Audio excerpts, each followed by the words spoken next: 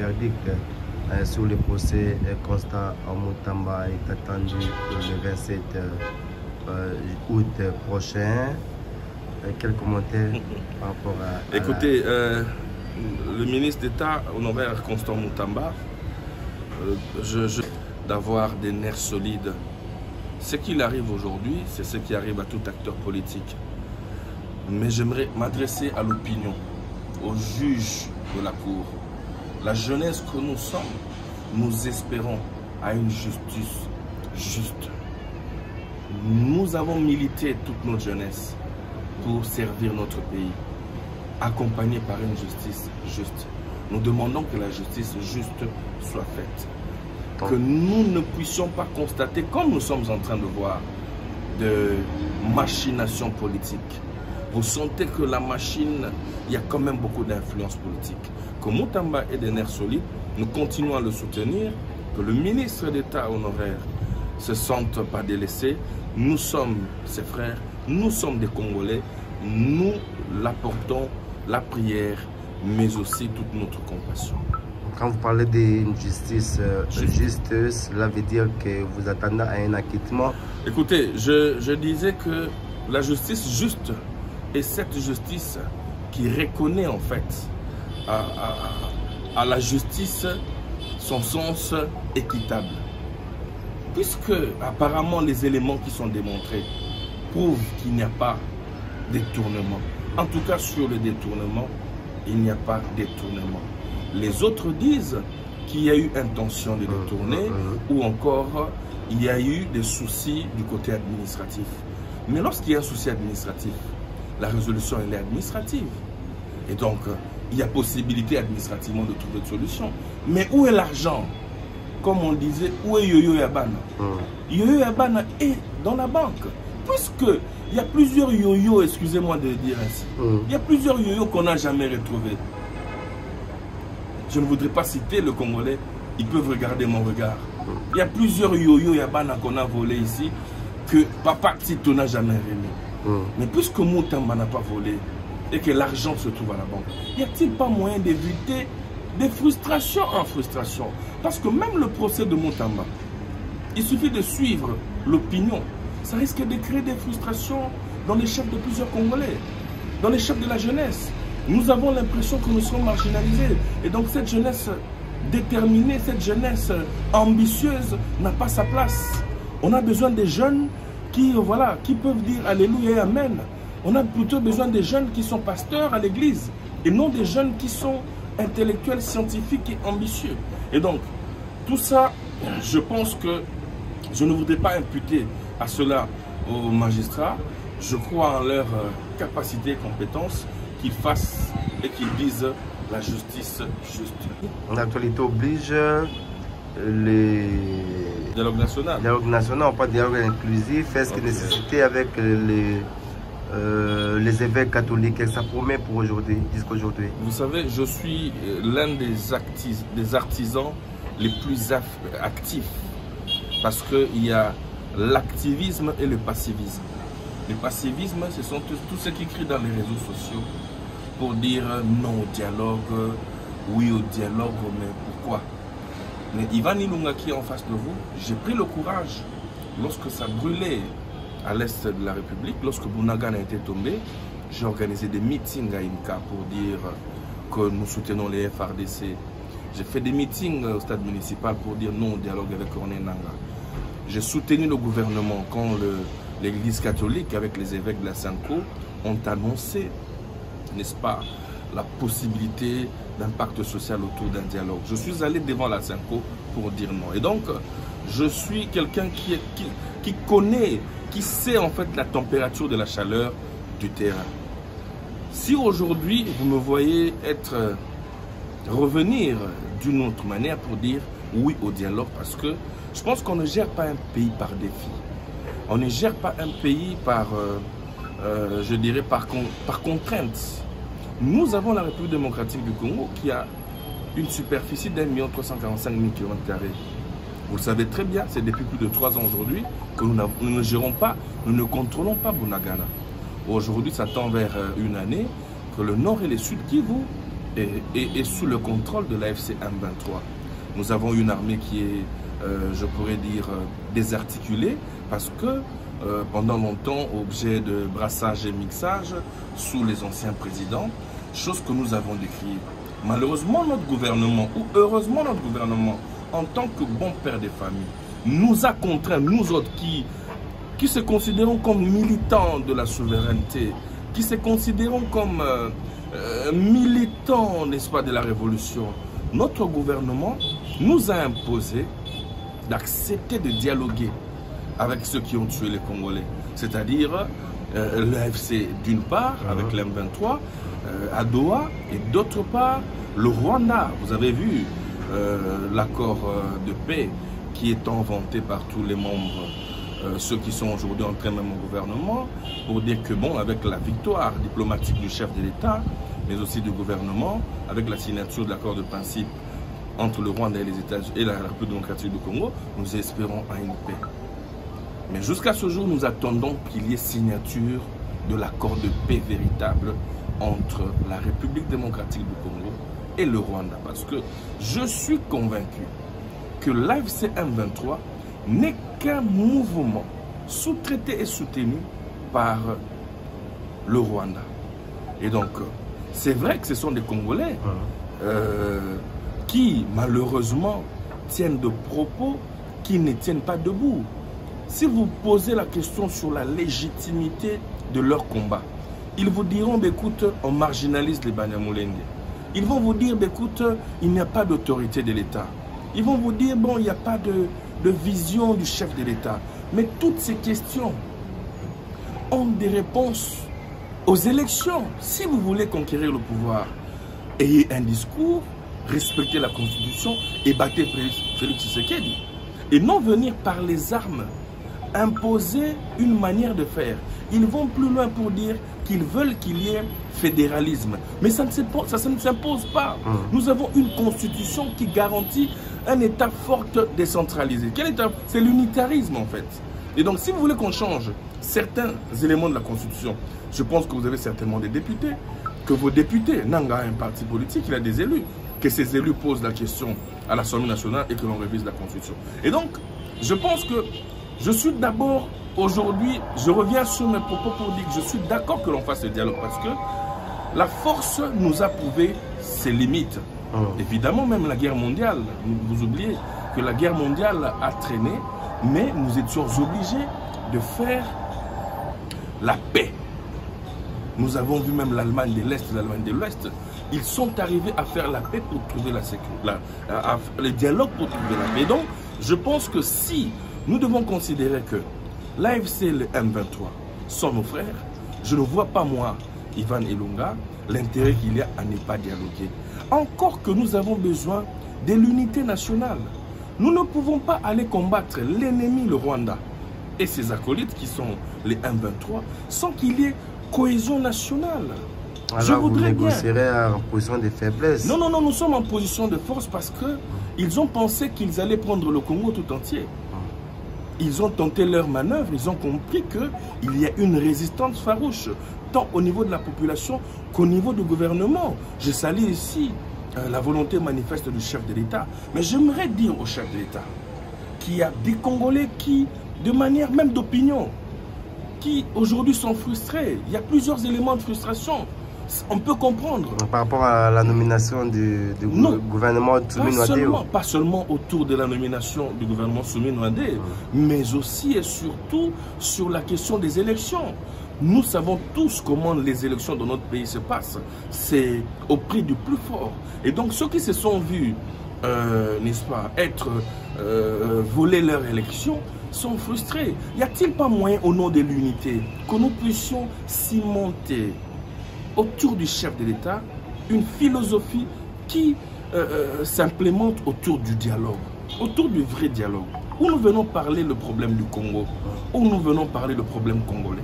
Et donc, puisque vous évoquez la question du gouvernement, nous avons un gouvernement. C'est quoi les missions d'un gouvernement? La mission par excellence d'un gouvernement, c'est de trouver des solutions aux problèmes de société. Si le gouvernement Tsumi était efficace, parce que l'on dit, on ne change pas l'équipe qui gagne. Si le gouvernement souminois était efficace, on n'aurait pas changé. Le président de la République a compris qu'il y avait des difficultés, il y avait des soucis. Il passe à un gouvernement souminois 2. Est-ce que ce gouvernement souminois 2 est prêt à trouver des solutions aux problèmes de Congolais? J'aime dire que le choix pour accéder à un poste ministériel revient au chef de l'État qui est le garant du bon fonctionnement de la nation, qui a été élu au suffrage universel. C'est le seul qui répond à sa population. Si le chef de l'État pense que ce gouvernement trouvera des solutions, nous souhaitons bonne chance à ce gouvernement. Nous, en tant qu'acteurs, en tant que leaders, nous continuerons à dénoncer, mais aussi à soutenir notre République. Alors, l'actualité oblige aussi à les procès, les verdicts sur le procès Constant Mutamba est attendu le 27 août prochain. Quel commentaire par rapport à... Écoutez, le ministre d'État honoraire Constant Mutamba, d'avoir des nerfs solides. Ce qu'il arrive aujourd'hui, c'est ce qui arrive à tout acteur politique. Mais j'aimerais m'adresser à l'opinion, aux juges de la Cour. La jeunesse que nous sommes, nous espérons à une justice juste. Nous avons milité toute notre jeunesse pour servir notre pays, accompagné par une justice juste. Nous demandons que la justice juste soit faite. Que nous ne puissions pas constater, comme nous sommes en train de voir, de machination politique. Vous sentez que la machine, il y a quand même beaucoup d'influence politique. Que Mutamba ait des nerfs solides, nous continuons à le soutenir, que le ministre d'État honoraire ne se sente pas délaissé. Nous sommes ses frères, nous sommes des Congolais, nous l'apportons la prière, mais aussi toute notre compassion. Quand vous parlez d'une justice juste, cela veut dire que vous attendez à un acquittement? Écoutez, je disais que la justice juste est cette justice qui reconnaît en fait à la justice son sens équitable. Puisque apparemment les éléments qui sont démontrés prouvent qu'il n'y a pas de détournement. En tout cas sur le détournement, il n'y a pas de détournement. Les autres disent qu'il y a eu intention de détourner ou encore il y a eu des soucis du côté administratif. Mais lorsqu'il y a un souci administratif, la résolution elle est administrative. Et donc, il y a possibilité administrativement de trouver une solution. Mais où est l'argent? Comme on disait, où est Yoyo Yabana? Yoyo Yabana est dans la banque. Puisque il y a plusieurs yoyos, excusez-moi de le dire ainsi. Il y a plusieurs yoyos qu'on n'a jamais retrouvés. Je ne voudrais pas citer le Congolais, ils peuvent regarder mon regard. Il y a plusieurs yoyos Yabana qu'on a volés ici, que Papa Tito n'a jamais remis. Mais puisque Mutamba n'a pas volé, et que l'argent se trouve à la banque, y a-t-il pas moyen d'éviter des frustrations en frustration? Parce que même le procès de Mutamba, il suffit de suivre l'opinion. Ça risque de créer des frustrations dans les chefs de plusieurs Congolais, dans les chefs de la jeunesse. Nous avons l'impression que nous sommes marginalisés. Et donc cette jeunesse déterminée, cette jeunesse ambitieuse n'a pas sa place. On a besoin des jeunes qui, voilà, qui peuvent dire Alléluia et Amen. On a plutôt besoin des jeunes qui sont pasteurs à l'église et non des jeunes qui sont intellectuels, scientifiques et ambitieux. Et donc, tout ça, je pense que je ne voudrais pas imputer à cela aux magistrats. Je crois en leur capacité et compétence qu'ils fassent et qu'ils disent la justice juste. Et le dialogue, on parle de dialogue, on commence par le dialogue. Le dialogue national. Le dialogue national, on parle de dialogue inclusif. Est-ce que nécessité avec les évêques catholiques, ça promet pour aujourd'hui, jusqu'à aujourd'hui? Vous savez, je suis l'un des artisans les plus actifs. Parce qu'il y a l'activisme et le passivisme. Le passivisme, ce sont tous ceux qui crient dans les réseaux sociaux pour dire non au dialogue, oui au dialogue, mais pourquoi? Mais Ivan Ilunga qui est en face de vous, j'ai pris le courage, lorsque ça brûlait à l'est de la République, lorsque Bounagan a été tombé, j'ai organisé des meetings à Inca pour dire que nous soutenons les FRDC. J'ai fait des meetings au stade municipal pour dire non au dialogue avec Corneille Nangaa. J'ai soutenu le gouvernement quand l'Église catholique, avec les évêques de la Sanco, ont annoncé, n'est-ce pas, la possibilité d'un pacte social autour d'un dialogue. Je suis allé devant la Sanco pour dire non. Et donc, je suis quelqu'un qui connaît, qui sait en fait la température de la chaleur du terrain. Si aujourd'hui, vous me voyez revenir d'une autre manière pour dire oui au dialogue, parce que je pense qu'on ne gère pas un pays par défi. On ne gère pas un pays par, je dirais, par contrainte. Nous avons la République démocratique du Congo qui a une superficie d'1,345 000 km². Vous le savez très bien, c'est depuis plus de 3 ans aujourd'hui que nous ne gérons pas, nous ne contrôlons pas Bunagana. Aujourd'hui, ça tend vers une année que le nord et le sud Kivu est sous le contrôle de l'AFC M23. Nous avons une armée qui est, je pourrais dire, désarticulée parce que pendant longtemps, objet de brassage et mixage sous les anciens présidents, chose que nous avons décrite. Malheureusement, notre gouvernement, ou heureusement notre gouvernement, en tant que bon père des familles, nous a contraints, nous autres qui se considérons comme militants de la souveraineté, qui se considérons comme militants, n'est-ce pas, de la révolution. Notre gouvernement nous a imposé d'accepter de dialoguer avec ceux qui ont tué les Congolais, c'est-à-dire l'AFC d'une part, avec l'M23, à Doha, et d'autre part, le Rwanda. Vous avez vu l'accord de paix qui est inventé par tous les membres, ceux qui sont aujourd'hui entrés même au gouvernement, pour dire que bon, avec la victoire diplomatique du chef de l'État, mais aussi du gouvernement, avec la signature de l'accord de principe entre le Rwanda et les États-Unis et la République démocratique du Congo, nous espérons à une paix. Mais jusqu'à ce jour, nous attendons qu'il y ait signature de l'accord de paix véritable entre la République démocratique du Congo et le Rwanda. Parce que je suis convaincu que l'AFC M23 n'est qu'un mouvement sous-traité et soutenu par le Rwanda. Et donc, c'est vrai que ce sont des Congolais qui, malheureusement, tiennent de propos qui ne tiennent pas debout. Si vous posez la question sur la légitimité de leur combat, ils vous diront, écoute, on marginalise les Banyamulenge. Ils vont vous dire, écoute, il n'y a pas d'autorité de l'État. Ils vont vous dire, bon, il n'y a pas de vision du chef de l'État. Mais toutes ces questions ont des réponses aux élections. Si vous voulez conquérir le pouvoir, ayez un discours, respectez la Constitution et battez Félix Tshisekedi. Et non venir par les armes imposer une manière de faire. Ils vont plus loin pour dire qu'ils veulent qu'il y ait fédéralisme. Mais ça ne s'impose pas. Nous avons une constitution qui garantit un État fort décentralisé. Quel État? C'est l'unitarisme en fait. Et donc si vous voulez qu'on change certains éléments de la constitution, je pense que vous avez certainement des députés, que vos députés, Nanga a un parti politique, il a des élus, que ces élus posent la question à l'Assemblée nationale et que l'on révise la constitution. Et donc, je pense que je suis d'abord, aujourd'hui, je reviens sur mes propos pour dire que je suis d'accord que l'on fasse le dialogue parce que la force nous a prouvé ses limites.